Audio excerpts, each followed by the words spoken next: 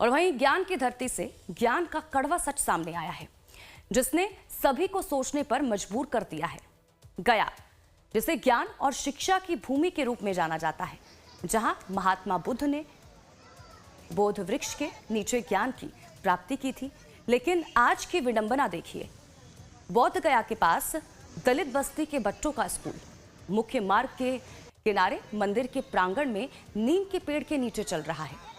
बड़े बड़े चुनावी वादों के बीच यह हकीकत आपको जरूर देखनी चाहिए कि कैसे शिक्षा अभी भी सड़कों और पेड़ों के नीचे संघर्ष कर रही है।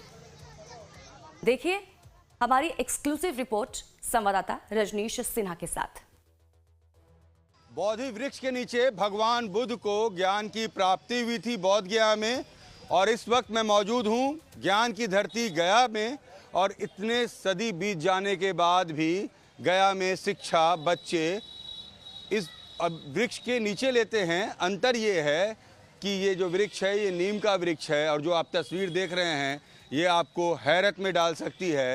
ये गया शहर के अंदर की तस्वीर है, जहां मंदिर के प्रांगण में नीम के पेड़ के नीचे पहली से 5वीं तक के बच्चों को शिक्षा दी जा रही है। ये बहुत दिक्कत होता है पढ़ने में। यहाँ जब बारिश होती है तो मंदिर में बैठना पड़ता है, और धूप लगती है तो उधर बैठना पड़ता है। बहुत दिक्कत होती है पढ़ने में।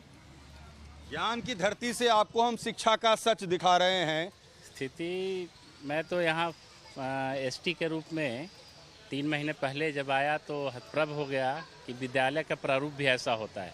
मैंने कभी सोचा नहीं था, क्योंकि मैं पहले से भी शिक्षक रहा हूँ।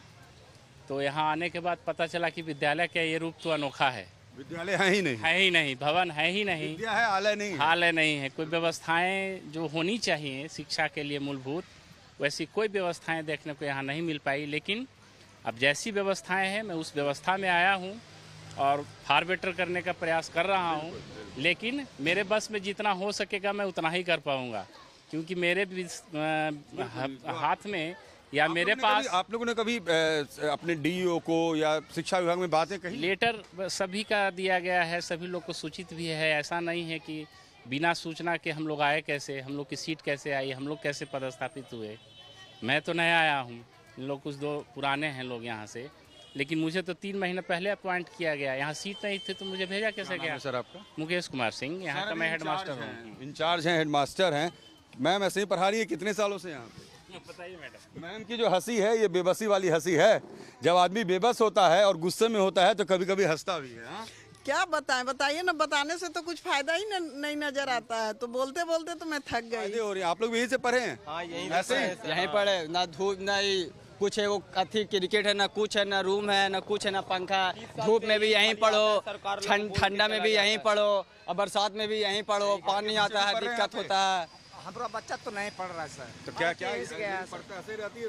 पढ़ लिया, अच्छा पढ़ के निकल गया बच्चा। हम लोग भी पढ़ के निकले यहीं से, लेकिन स्कूल अभी तक नहीं बना है सर। कि ज्ञान की इस धरती में ज्ञान की स्थिति क्या है आप देखिए, अचरज में पड़ जाइएगा कि जिस धरती से गौतम बुद्ध ने ज्ञान की प्राप्ति की, उस धरती पर बच्चे आज भी किस अवस्था में ज्ञान लेने को मजबूर हैं। सरकार को सोचना होगा, सरकार को देखना होगा। नेता सिर्फ भाषण न दें, भविष्य की बात आप करते हैं, भविष्य की चिंता आप कितनी कर रहे हैं आप खुद सोचिए। ये तमाम राजनेताओं के लिए सवाल है कि गया की इस धरती पर एक प्राथमिक विद्यालय नीम के पेड़ के नीचे मंदिर के प्रांगण में चल रहा है, और उस हाईवे पर जो रास्ता गया से बोध गया को जाता है, शहर के बीचों बीच ये शिक्षा की स्थिति, ये बदहाल स्थिति, जिम्मेदारी और जवाबदेही तय होनी ही चाहिए। वीडियो जर्नलिस्ट नीलमणि के साथ रजनीश सिन्हा, लाइव टाइम्स गया।